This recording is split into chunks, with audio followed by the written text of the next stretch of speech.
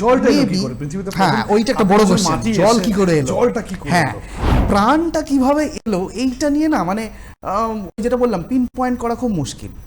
অনেকে বলে যে যখন পৃথিবী তৈরি হচ্ছিল এই যে ফেজ, মানে আজ থেকে ধরুন আমি 450 কোটি বছর বললাম, তো তার আগে আমি যদি মোটামুটি আরও 50 কোটি বাদ দিয়ে 400 কোটি বছর বলি, অনেকের ধারণা যে সেই 400 কোটি বছর আগেও পৃথিবীতে হয়তো কোনো মাইক্রোবিয়াল জিনিস থাকলেও থাকতে পারে, আমরা জানি না, মেবি। কিন্তু তার বহু পরে এখন যে লাইফ ফর্ম আমরা দেখছি সেই লাইফ ফর্ম ইভলভ করেছে পৃথিবীতে।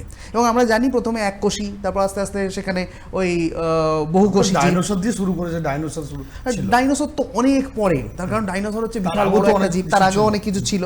ব্যাপারটা তাই, এককোষী থেকে বহুকোষী মানে ইউনিসেলুলার থেকে মাল্টিসেলুলার অর্গানিজম, এই জিনিসটা এইগুলো একে একে একে একে ক্রমশ ইভলিউশন হয়েছে।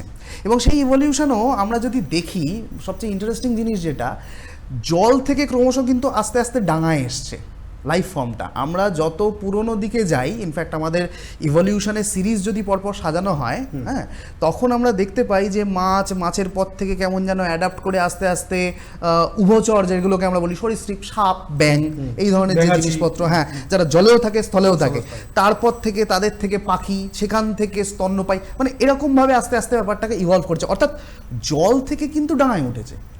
তার মানে লাইফের জন্য লিকুইড ওয়াটার এইটা ভীষণ ইম্পর্টেন্ট আমরা যে ফর্মে লাইফকে দেখছি।